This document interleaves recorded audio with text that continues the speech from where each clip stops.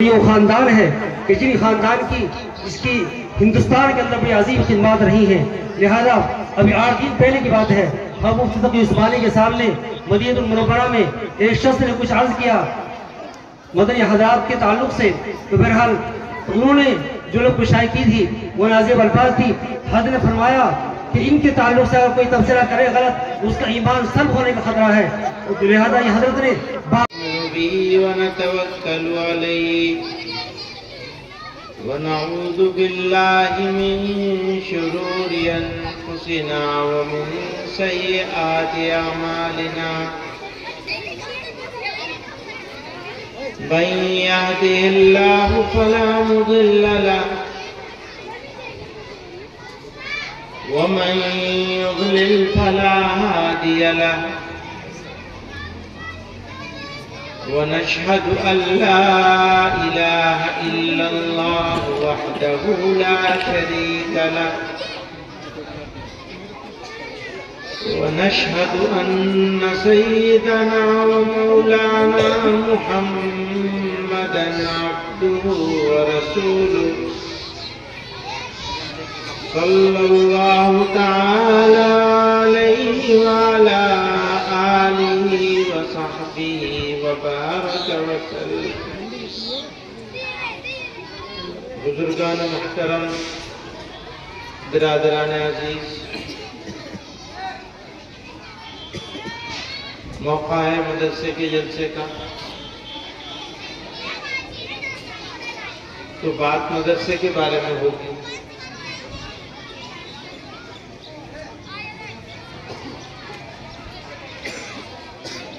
اور مدرسے کے بنائے جانے کے مقصد کے بارے میں ہوگی.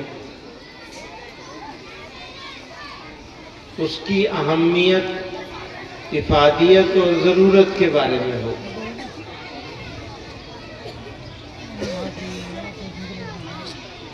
کیونکہ مدرسے کے اوپر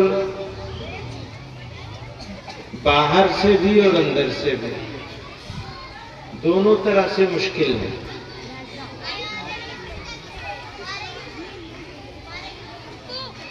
انسان کی 2 طرح کی ضروریات ہوتی ہیں،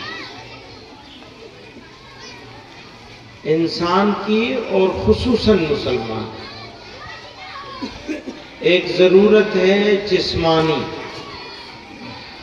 جس کے لیے کھیتی باڑی، کاروبار، بزنس، نوکری، چاکری، یہ سارے کام کیے جاتے ہیں. اس کی اپنی اہمیت ہے. رزق حلال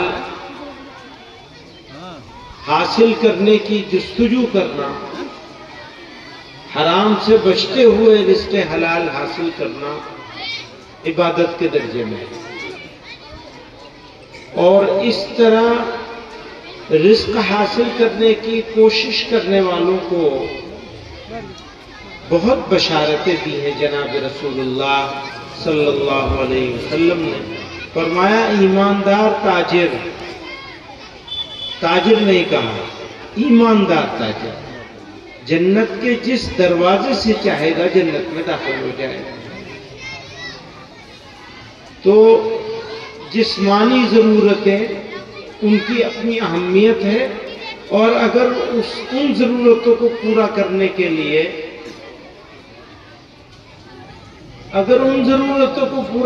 کے لیے، سلیقے سے نظام کے مطابق اللہ اور اس کے رسول صلی اللہ علیہ وسلم کے احکامات کے مطابق حاصل کوشش کری جائے گی، چاہے وہ نوکری کی ہو، چاہے تجارت کی ہو، چاہے زراعت کی ہو، کھیتی باڑی کی ہو،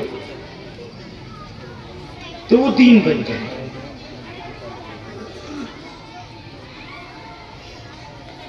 دوسرے مذاہب میں دین کو اور دنیا کو الگ کیا گیا ہے. اللہ تعالیٰ نے جناب رسول اللہ صلی اللہ علیہ وسلم کے ذریعے سے ہم کو یہ مذہب عطا فرمایا. اس میں ہماری دنیا اور ہمارا دین الگ الگ نہیں ہے، بلکہ ہمارے دنیا کو بھی ہمارا دین بنا دیا. کہ اگر شادی آپ کریں گے تو نصف ایمان کے درجے میں ہے. کوئی آدمی شادی اس لیے کرتا ہے کہ دو لوگوں کو ایک دوسرے لوگ پسند آ جاتے ہیں, کہتے ہیں ہمیں محبت ہو گئی, تو وہ شادی کرتے ہیں, ان کے لیے وہ دنیا ہوتی ہے, دنیا کی لذتیں ہوتی ہیں. اور اگر کوئی آدمی نکاح کرتا ہے اور احکامات کو پامال ہونے سے بچاتا ہے, مرضی کو,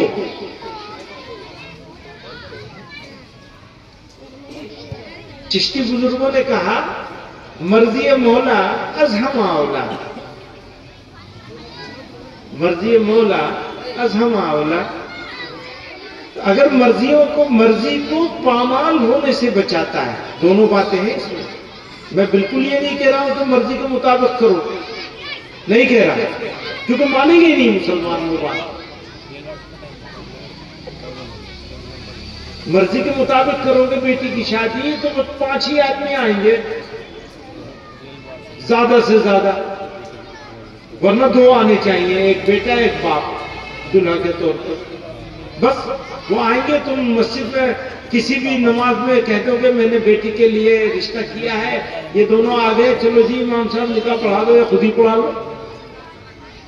یہ تو ہے حکم, یہ ہے مرضی. اچھا, اب اس کے بعد جو مسلمان کر رہے ہیں وہ بالکل الگ اسٹوری ہے. وہ مرضی کو پامال کر رہے ہیں, یعنی 5 کر دی, 15 کر لیا آپ نے, 20-25 کر لیے, اور نظام سادہ رکھا شادی کا, تو ہم کہیں گے مرضی پامال نہیں ہوئی. مرضی پوری تو نہیں ہوئی لیکن پامال بھی نہیں ہوئی.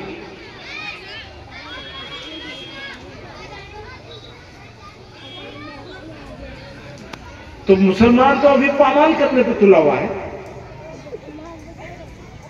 اور اگر کوئی یہ کہہ دے کہ میں اس شادی میں نہیں آ سکتا ہوں, تو میرے سامنے ایک صاحب کارڈ اپنا پھینک کے گئے غصے میں. ہمارے تعلق والے ہی ایسا کام کر سکتا ہے. کہ اللہ تم سمجھ رہے ہو کہ تم نہیں آؤ گے تو ہماری شادی نہیں ہوگی. بالکل تمہاری شادی تو ہوگی, ہم آئے نہ آئے, ہمیں کتنے دن رہنا, مر جائیں گے تب بھی تو لوگوں کی شادیاں تو ہوتی رہیں گی, ہزاروں شادیاں ہوتی ہیں. آپ کے پڑوس میں ابھی میرٹھ میں شادی ہوئی, سارے دنیا میں تذکرے کا موضوع بنی,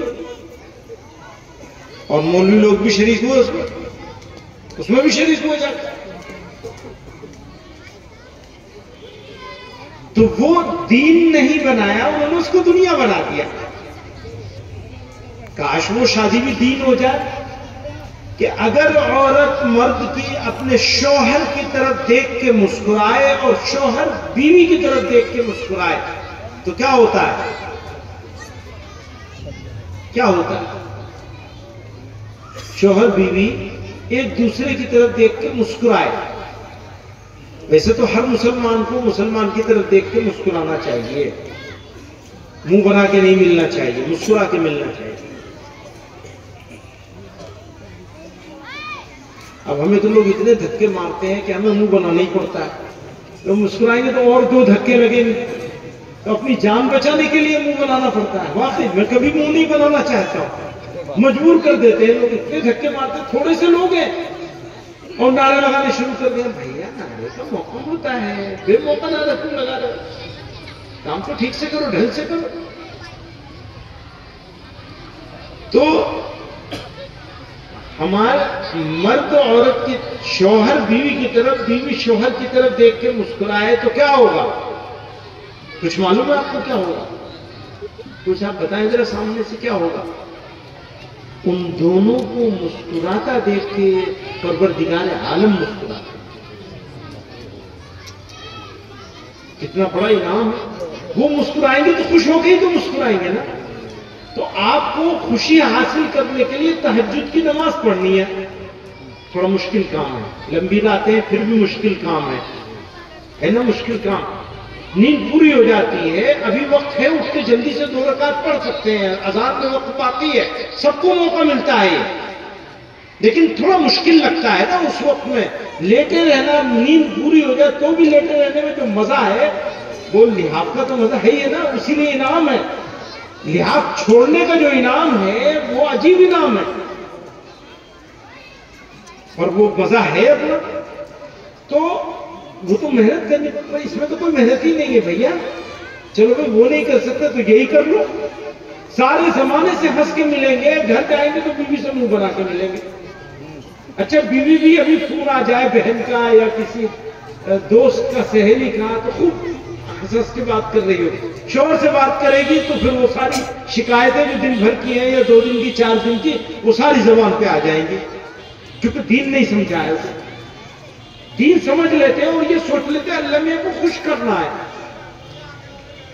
تو آم کے آم گٹھلیوں کے دام، شوہر بھی خوش، اللہ میاں بھی خوش، اللہ میاں خوش تو شوہر بھی خوش، کیونکہ وہ تو اس کے دل میں محبت کو باقی رکھیں گے اللہ تعالیٰ اگر خوش رہیں گے تو۔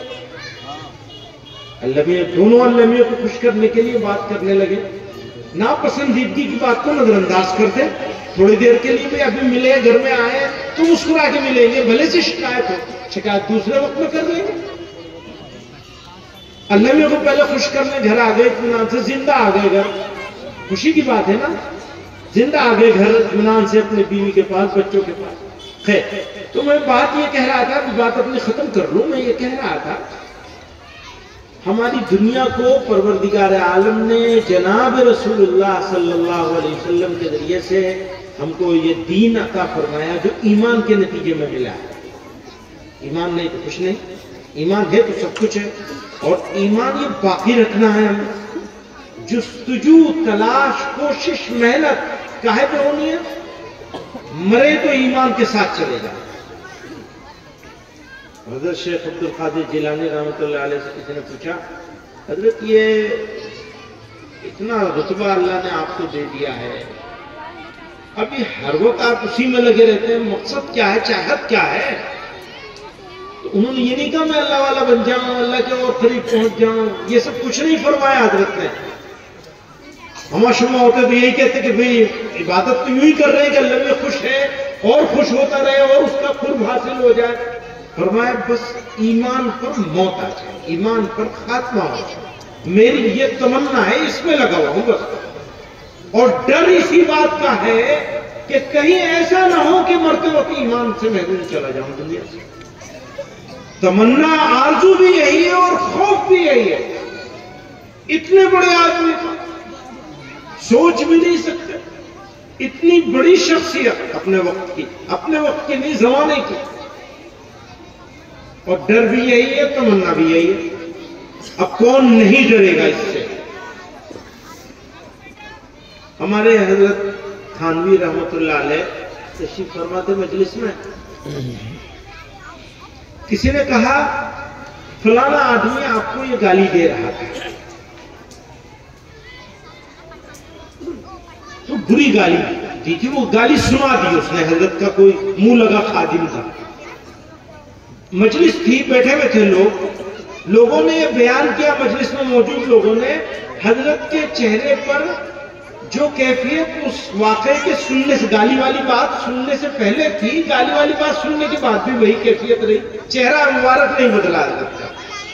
تکلیف ہوتی ہے نا، گالی کی بات کوئی سنائے گا آگے کہ حضرت آپ کے بارے میں ایسا کہہ رہا تھا، وہ بہت بری بات ہے، منہ میں کہنا نہیں چاہتا ہے اس بات کو، آپ سمجھ لیجیے بری سے بری جو ہو سکتی ہے کسی کے بارے میں، جو ماں باپ کی نسبت کے ساتھ ہوتی ہے، اس طرح کی گالی دینے والے کا بھی کمال تھا اور سنانے والے کا بھی کمال تھا، اور سننے والے کا اس سے بھی زیادہ بڑا کمال تھا، چہرے مبارک میں کوئی اثر نہیں آیا، اور بس ایک جملہ فرمایا۔ حضرت مختصر بات فرمایا کرتے تھے اور بہت جامع ہوتی تھی، ہمیشہ کے لیے کام آنے والی باتیں، چاہے لکھی ہو چاہے کہیں ہو، حضرت نے فرمایا بھائی اگر ایمان پر خاتمہ نہ ہوا تو اس نے جو کہا ہے میں اس سے بھی زیادہ برا، اور اگر اللہ تعالیٰ نے میرا خاتمہ ایمان پہ کر دیا تو اس کی بات جھوٹی ہو جائے، بس اس کو کچھ نہیں کہا، اب اس کی بات جھوٹی ہو جائے گی، معلق کر دیا اپنے خاتمے کو۔ تو ایمان پر رہیں اور ایمان پر موت آئے، یہ ہے چنتا کی، فکر کی، پریشانی کی بات۔ کوئی مسلمان اگر پریشان ہو سکتا ہے، کبھی رات کی نیند ٹوٹ سکتی ہے، تو اس لیے ٹوٹ سکتی ہے کہ پتہ نہیں ہم مرتے وقت ایمان رہے گا باقی ہمارے پاس یا نہیں۔ سو ہمارا دین، ہماری دنیا ہمارا دین ہے، چاہے شادی کی شکل میں ہو، چاہے بچوں کی شکل میں ہو۔ بچے بہت اچھے لگتے ہیں، اور خصوصاً پوتے لوگ، نواسے لوگ، یہ سب جو دوسری سیکنڈ جنریشن جو ہوتی ہے، یہ ہم لوگوں کو بہت عزیز ہوتے ہیں۔ مجھے بھی اپنے نواسے پوتے بہت عزیز ہیں۔ تو چاہے وہ ہو، اب ان کے ساتھ ہماری محبت ایک فطری محبت ہے، اور اگر ہم نے ان کے بارے میں فکر کر لی، ان کے دین کے بارے میں، ان کے ایمان کے بارے میں، بلکہ ترتیب یہ ہوگی ان کے ایمان کے بارے میں، ان کے دین کے بارے میں، اور ان کی دنیا کے بارے میں، ان کے اخلاق کے بارے میں، ان کی عادتوں کے بارے میں، یہ 4 5 6 چیزیں ایک دوسرے سے جڑی ہوئی ہیں، اس کے بارے میں اگر ہم نے فکر کر لی تو وہ بھی ہمارا دین ہے۔ اگر ہم نے محبت کری اور صرف دنیا کے بارے میں سوچا تو وہ رکھ دیا، کیونکہ اللہ تعالیٰ نے دعا کروائی، ربنا آتنا فی الدنیا حسنہ، اس لیے میں نے یہاں دنیا کو پہلے کہہ دیا۔ تو دنیا کے ساتھ ساتھ دین کی فکر کر لی۔ اب دین کی فکر کیسے کری جائے گی؟ ہمارا کاروبار ہے، ہماری نوکری ہے، ہمارا کام ہے، ہم بھاگے بھاگے پھر رہے ہیں، آج یہاں ہے، کل وہاں ہے، پرسوں وہاں ہے۔ مجھ سے کوئی پوچھا تھا تم کہاں رہتے ہو، یعنی گھر کہاں ہے تمہارا؟ میں نے کہا بریف کیس میں۔ میرا گھر تو بریف کیس میں، کہاں ہے میرا گھر؟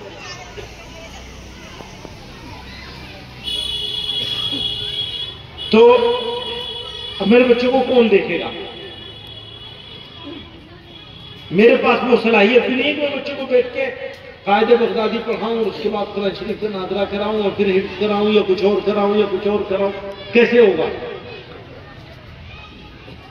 تو اللہ تعالیٰ ہمارے اکابر کے قبروں کو نور سے بھر دے، سلسلہ شروع کر دیا وہ نے۔ بچوں کو بھیج دیجئے، تھوڑا فکر کر لیجئے، جتنا آپ دیکھ سکتے ہیں گھر پہ آپ دیکھ لیجئے، وہ ضروری ہے دیکھنا۔ صرف مدرسے کے بھروسے بچہ نہیں ہوگا، آپ کو خود دیکھنا پڑے گا۔ آپ جھوٹ بولیں گے اور امید کریں گے بچہ سچ بولے گا، پاگل پن ہے، کبھی نہیں ہوگا۔ آپ کی سچائی بچے پر ریفلیکٹ کرے، اس کا ریفلیکشن آئے گا بچے کو۔ آپ حلال کمائی کھائیں گے تو بچہ حلال کمائی کرنے والا انشاءاللہ بنے گا۔ آپ نے حرام کیا، ملاوٹ کا مال کیا، آپ کے بچے اس سے زیادہ بڑے ملاوٹ والے ہو جائیں گے۔ سونا خریدنے جاتے ہیں تو 24 کیرٹ گولڈ چاہیے، 24 کیرٹ گولڈ چاہیے۔ گھر میں بکری پالتے ہیں، بھینس پالتے ہیں، دن میں 3 مرتبہ دیکھتے ہیں، گرمی میں نہلاتے دھلاتے ہیں، بیمار ہو جائے تو دوا کرتے ہیں۔ بچوں کو اتنا بھی نہیں دیکھتے، بچے کو اتنا بھی نہیں دیکھتے جتنا گائے بھینس کو بکری کو دیکھتے ہو۔ دیکھا؟ کبھی پیچھے پڑتے ہو بچوں کو، کبھی سمجھانے کی کوشش کرتے ہو، کبھی پیار دیتے ہو، ان کو محبت دیتے ہو، اور محبت میں دین سکھانے کی کوشش کرتے ہو محبت کے ساتھ۔ سختی سے کوئی کام نہیں ہوتا، گیا زمانہ سختی کا، پیار سے ہوگا کام۔ میں دوستوں سے کہتا ہوں بھیا تم ایسے اپنے بچوں سے کہتا ہوں اور اپنے دوستوں کے بچوں سے کہتا ہوں، تم ایسے زمانے میں پیدا ہوئے ہو جب ہم پیدا ہوئے تھے تو ہمارے باپوں نے ہم کو ڈنڈے سے پالا،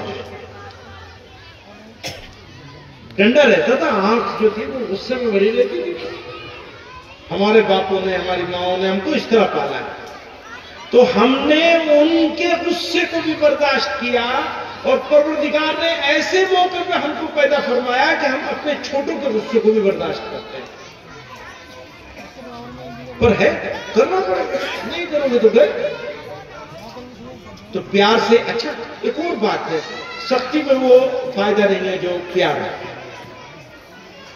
مان لیجئے بات بچے 4 مان لیجئے، 2 اپنی منوا لیجئے، بس اسی طرح آپ اپنے جوانوں کو، ٹین ایجرز کو، چھوٹے بچوں کو بھی، بالکل چھوٹا بچہ آپ کے کنٹرول کا ہے، آپ 2 تھپڑ ماریں گے وہ چپ بیٹھ جائے گا، تھوڑی دیر روئے گا پھر چپ بیٹھ جائے گا، جو آپ چاہیں گے کروا لیں گے۔ لیکن اگر آپ نے یہ کام کیا تو جس دن اس کا اختیار چلے گا اس دن وہ آپ کی طرف دیکھے گا بھی نہیں پڑے۔ اس دن اگر آپ کو اسے اپنا بنا کے رکھنا ہے تو آج سے اس کو اپنے گھر کا ذمہ دار بنا دیجیے۔ بچے تمہارے فیصلے چلیں گے اس دن۔ میرے گھر میں تو میرے چھوٹے بچوں کے فیصلے چلتے ہیں، میرا فیصلہ نہیں چلتا۔ چشمہ کون سا لگاؤں گا میں، میرے بچے فیصلہ کریں، میں نہیں فیصلہ کرتا۔ بچوں کے بچے نہیں، بچے تو بیچارے بول ہی نہیں پاتے، ہمارے بچے ہمارے سامنے بول نہیں پاتے، لیکن بچوں کے بچے جو ہیں وہ فیصلہ کرتے ہیں کہ چشمہ یہ والا لگے گا، یہ والا نہیں لگے گا، گھر میں آج یہ پکے گا، یہ نہیں پکے گا، فیصلہ بچے کریں۔ آپ کو بھی ایسے ہی کرنا چاہیے، چھوٹے بچوں کو اپنا بنا لیجیے۔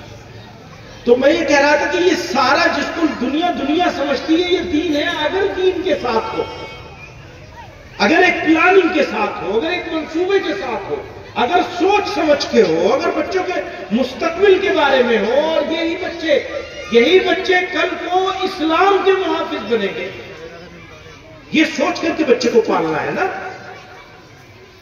تو اسلام کہاں سے آئے گا؟ ہمارے اندر، ہماری نسلوں میں ایمان ہوگا، اسلام ہوگا، اسلامی حمیت ہوگی، اسلام کے ساتھ محبت ہوگی، تو مسلمان امت بن جائے گی۔ تو یہ مدرسے بنائے گئے ہیں اسی کام سے، ان کو بنانا، ان کو بچانا، ان کو چلانا سب کی ساجھا ذمہ داری ہے۔ مولویوں کی ایک جماعت اس کام کو چلائے اور قوم پیسہ دے کر بس ایک طرف ہو جائے، مجھے معلوم ہے کہ قوم پیسہ دیتی ہے، الحمدللہ، اللہ کا شکر ہے، قوم کا بھی شکریہ ادا کرتے ہیں اس بات کے لیے، لیکن اتنے سے مطمئن ہو جاؤ یہ غلط بات ہے۔ آپ کو اس کی اہمیت، افادیت اور ضرورت کو سمجھنا ہے اور گھٹنے ٹیک دینے ہیں اگر نسلوں کو مرتد ہونے سے بچانا ہے۔ آپ کا گھٹنا چاہیے اس کے لیے، یہ چھوٹی چیز نہیں ہے۔ اللہ تعالی ہمیں، آپ کو، سب کو اس کی حفاظت کے توفیق عطا فرمائے، اور ان مدرسوں کو، ہماری بھی کمزوریاں، میں اپنی کمزوریوں کا اقرار کرنا چاہتا ہوں، اپنے ساتھ کے علماء کی کمزوریوں کا اقرار کرنا چاہتا ہوں۔ جو رزلٹ ان مدرسوں سے ہم کو دینا چاہیے تھا ہم نہیں دے پائے، اس کے لیے قوم سے معافی مانگنا چاہتا ہوں، اس کا اقرار کرنا چاہتا ہوں، جیسا رزلٹ ہونا چاہیے ویسا نہیں دے پا رہے ہیں، پر اس کی اکیلی ذمہ دار صرف علماء نہیں ہے، آپ بھی ہیں، ہم بھی ہیں، سب کا ساجھا ذمہ داری ہے، اور وہ ساجھا ذمہ داری صحیح طریقے سے پوری نہیں ہو رہی ہے تو نقصان ہو رہا ہے۔